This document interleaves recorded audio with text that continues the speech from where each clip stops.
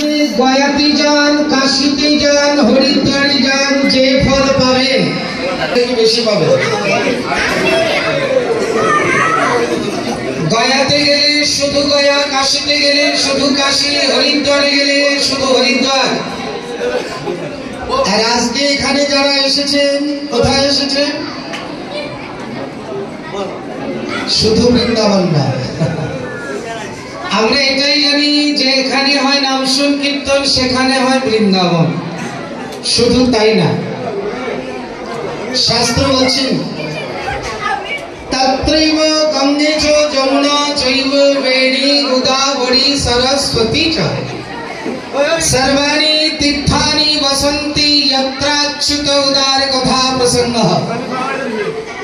যেখানে হরি কথা কীর্তন হয় সেখানে গঙ্গা, যমুনা, সরস্বতী, ত্রিবেণী, পুষ্কর, কত তীর্থের নাম বলবে। বলে পৃথিবীর সর্বতীর্থ এখানেই বিরাজিত হয়। তো আপনারা আজকে ভাববেন না যে এই ভাগাতে আসে। বর্তমানে আপনারা যে আছেন স্বর্গের থেকে আরো উপরে আছেন। কি করে বসে আছেন ভাগা বাজারে? আপনি বলছেন স্বর্গের থেকে উপরে। বলছি কি স্বর্গে এইরকম হরিনাম কীর্তন হয় না। হরি বল হয় কি? স্বর্গে হরিনাম কীর্তন হয় না, অপ্সরাদের নাচ গান হয়, হরিনাম কীর্তন হয় না। হ্যাঁ, তাহলে এখানে হরিনাম কীর্তন হয়েছে। আর বিশেষ কথা হয়েছে এত বৈষ্ণবদের আগমন। আহা, অনেক জায়গায় হয়তো নামযজ্ঞ হয় কিন্তু এত বৈষ্ণবদের আগমন হয় না। প্রথমত আমাদের বিশেষ ভাগ্য, শ্রীধাম বৃন্দাবন মুরারি মোহন কুঞ্জ থেকে আমাদের গৌরীয় বৈষ্ণবের এক উজ্জ্বল নক্ষত্রের মতো যিনি ছিলেন। ভারতবর্ষে এই রকম বৈষ্ণব সেবা কোন জায়গায় চোখে দেখিনি। যদি পুরীতে যান তো পুরীর সব সাধু সেবা, যদি নবদ্বীপে যান নবদ্বীপের সব সাধু সেবা, যদি বৃন্দাবনে যান তো বৃন্দাবনের সাধু সেবা, সব সাধু। এমনই যিনি বৈষ্ণব সেবায় ব্রতী ছিলেন, নিত্যলীলা প্রবিষ্ট পরম পূজ্যপাদ প্রাতঃস্মরণীয় অষ্টোত্তর শত শ্রীল মুরারি মোহন দাস বাবাজি মহারাজ, ওনারই চরণাশ্রিত এই যে বৃন্দাবন থেকে মহাত্মারা এসেছেন।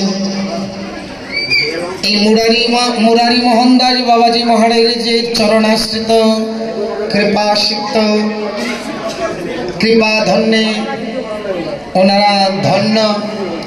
তাই ওনারা এসেছে, ব্রজবাসী বৈষ্ণবগণ এসেছেন।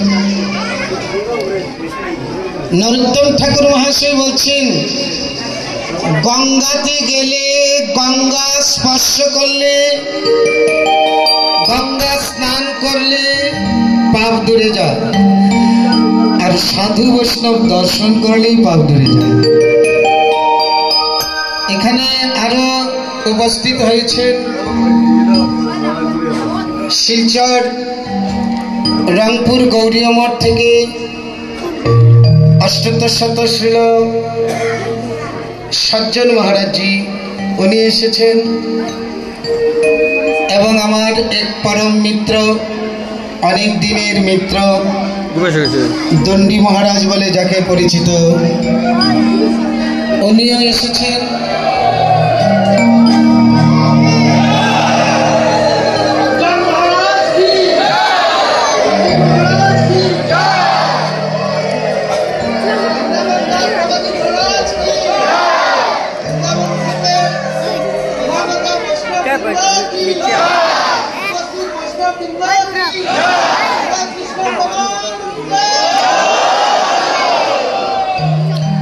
এখানে আরো উপস্থিত হয়েছেন আমার শ্রদ্ধেয় গুরু ভাই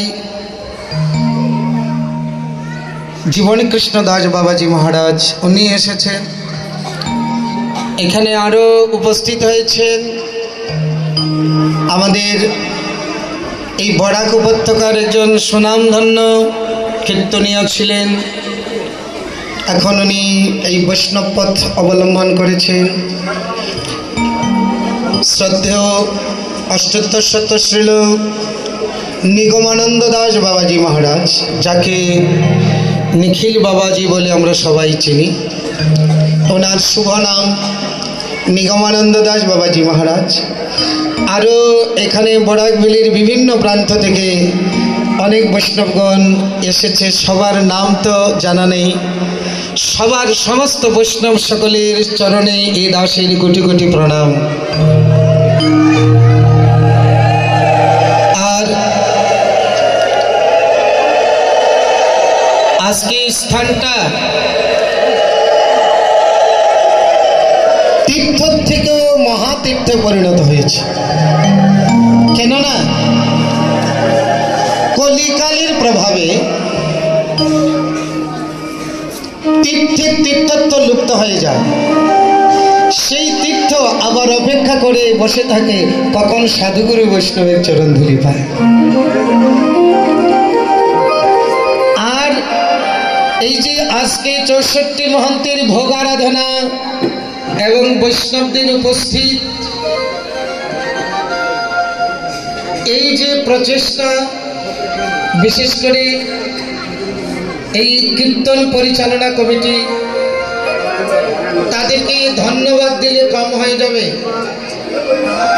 কীর্তন কমিটিকে এই যে বিশাল আয়োজন করেছে, তাদেরকে ধন্যবাদ দিলে কম হয়ে যাবে। যারা এই ধরনের একটা আয়োজন করেছে, শুধু ধন্যবাদ নয়, রাধা গোবিন্দের কাছে, নিতাই গৌরের কাছে দুহাত দিলে প্রার্থনা জানাবো, হে নিতাই গৌর, হে রাধা শ্যাম সুন্দর, তোমরা তাদেরকে ভক্তি দাও, আরো শক্তি দাও, তারা যেন সারা জীবন এই কর্ম করে যেতে পারে।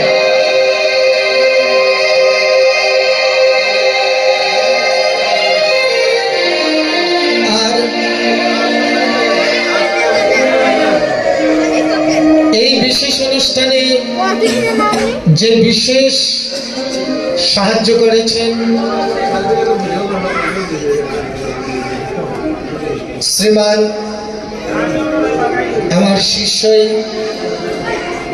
যাকে আপনারা সুজিত বলে না চিনেন, ওর শুভ নাম হয়েছে সন্ত দাস। তো এই শ্রীমান সন্ত দাসই এই অনুষ্ঠানের বৈষ্ণবদের আগমনের জন্য বিশেষ উদ্যোগ নিয়েছে। তো কমিটি এবং অন্যান্যদের অনেক সবার সাহায্যে, সবার উদ্যোগে, প্রচেষ্টা আজকে এই সুন্দর সভা, এই সুন্দর আয়োজন সম্পূর্ণ হওয়ার পথে।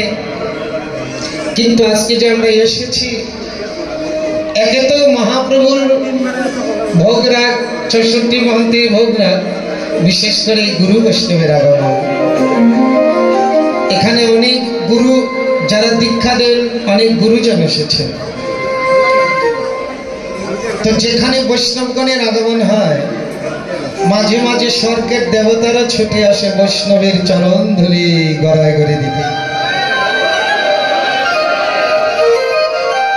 নরোত্তম ঠাকুর মহাশয় লিখছেন, এইবার করুণা কর অগ বৈষ্ণব গোসাই, এইবার করুণা কর অগ বৈষ্ণব গোসাই,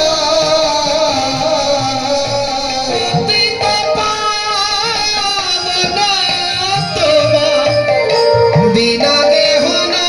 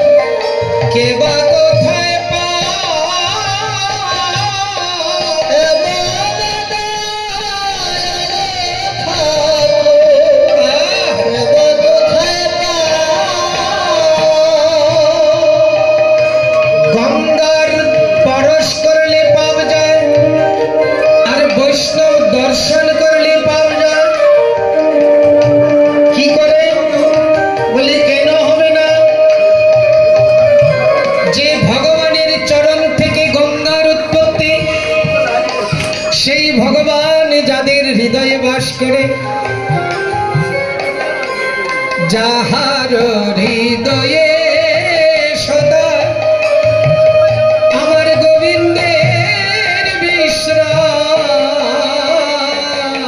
যাহার হৃদয়ে সদা গোবিন্দের বিশ্রাম। গোবিন্দ কহেন মম বৈষ্ণব